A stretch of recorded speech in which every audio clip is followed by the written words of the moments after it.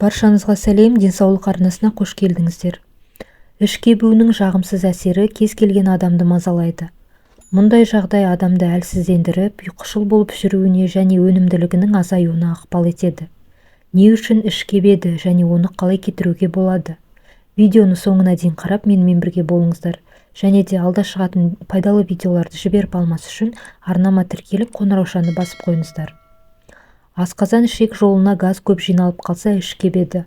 Қалыпты жағдайда оның мөлшері 700-1000 мл аралығында болуы керек.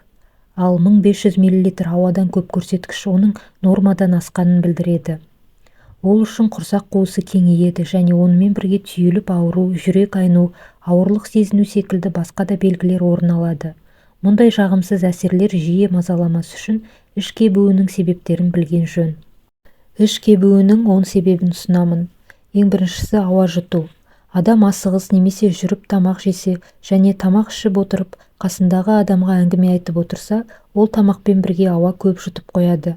Сондай-ақ жиі сағыз шайнайтын немесе темекі тартатын адамдардың іші кебуі мүмкін. Егер осы факторлардың себебінен іш кепсе, ауаның бір бөлігі кекіру арқылы шығады да, қалғаны асқазанға жиналып, жағымсыз белгілердің себебіне айналады. Екіншісі ашытқыш өнімдер. Кей өнімдер асқазанға түскен соң ашитын әсерге ие. Сол үшін газдар бөлінеді. Мұндай тамақтардан соң шалбардың белдігін сәл босатқыңыз келіп тұрады. Іш кебуінің пайда болуына ықпал ететін өнімдерге әдетте бұршақтылардың барлық түрін жатқызады, бірақ қарапайым картоптың өзі де жағымсыз белгілердің пайда болуына себепші болуы әбден мүмкін. Келесі себебі әйелдердің гормонды күйінің өзгеруі. Әйелдердің етеккірі келгенде, келер алдында немесе одан кейін іштері кебуі мүмкін. Бұл олардың ағзасындағы гормондардың мөлшерінің өзгеруімен байланысты. Шемен және ісіктер. Құрсақ қуысында сұйықтықтың жиналуын шемен, яғни астит деп атайды. Ол көптеген аурулардың белгісі. Сондықтан егер іш кебу уақытша ғана емес жиі пайда болса, міндетті түрде дәрігерге қаралу қажет. Ағзаға сұйықтықтың жетіспеуі. Өте тұзды тағамдар мен алкогольді өнімдер ағзадағы сұйықтық мөлшерін азайтатындықтан, олардан соң 1-2 стақан су ішкіңіз келеді. Шөлмен қатар көп ұзамай іш кебеді. Сусыздану кезінде болашақта мұндай жағдай орын алмас үшін ағза барынша көп ылғал жинауға тырысады. Оған қоса газ да көбейеді. Соның себебінен ісік, іш кебу және дәрет проблемасы пайда болады. Аллергия. Аспаздық аллергия немесе қандай да бір өнімді көтере алмаудың негізгі белгісі іштің кебуі. Оларға цитрустар, жаңғақтар және құрамында глютені бар өнімдер жатуы мүмкін. Алайда кез келген өнім аллерген бола алады. Іш кебуінің бұл жағдайында оған терінің қызаруы немесе бөртуі секілді аллергия белгілері қосылады. Бактериялық өсу синдромы. Асқазан жолындағы зиянды бактериялардың шоғырлану деңгейінің жоғары болуын бактериялық өсу синдромы деп атайды. Жаман бактериялар үшін дисбактериоз да пайда болады. Бұл аурулардың кесірінен асқазандағы тамақ нашар сіңеді, сондықтан іш кебеді және басқа да жағымсыз әсерлер пайда болады.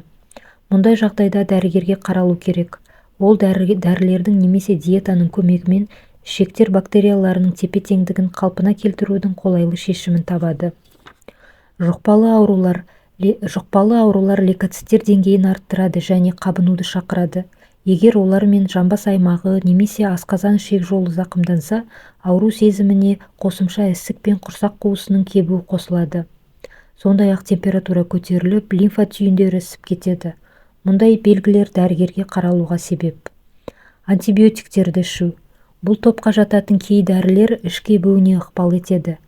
Сондықтан әдетте дәрігерлер дәрі ішкен кезде ішектерді қалыпта ұстау үшін қосымша пробиотиктер ішуді ұсынады. Адамның жасы мен ас қозғалысты өмір салты. Адамның жасы өсе келе, оның ас қорыту жүйесі әлсіздене береді. Сондықтан оны тонуста ұстау маңызды. Жылына кем дегенде 1 рет гастроэнтерологқа қаралу керек. Ас қозғалысты өмір салты ішектер жұмысының нашарлауына ықпал етеді. Сондықтан іш кебеді немесе асқазан ішек жолының басқа да проблемалары мазалайды. Іш кебуін қалай кетіруге болады? Ішектерге қоректік заттарды сіңіруге және улы заттарды шығаруға көмектесетін пайдалы бактерияларды, яғни табиғи пробиотиктерді қолданыңыз. Олар арнайы дәрі-дәрмектерде және азық-түліктерде болады. Мысалы, оларға сүт қышқылды немесе пастерленбеген сүт және йогурт, шай, саңырауқұлағы жатады. Құрамында суы көп жемістер мен көкөністерді көбірек жеңіз. Мысалы, қияр мен қауын, буға піскен көкөністерге мән беріңіз. Егер бұл проблемамен жиі ауырсаңыз, тамаққа дәмдеуіштер пайдаланып көріңіз. Олар шектер бұлшық етінің босаңсуына ықпал етеді. Іш жүргізетін әсерге ақ желкен, гүлшетен және ұнтақталған зімбірие. Жалбыз қосылған шөпті шай ішіңіз. Ол асқазан жұмысын жақсартады.